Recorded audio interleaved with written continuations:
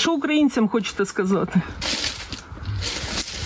Це ж сьогодні у нас День Незалежності. Да. Так, ну, Привіт. хочеться привітати нашу неньку Україну і зачитати такі слова нашого Кобзаря. Не залишайте Україну у біді, не дайте ворогу над нею поглумитись. Лихо міне, чи зможете тоді ви своїм дітям в очі подивитись? В чужому краю рай вам не знайти, матір собі, а дітям батьківщину.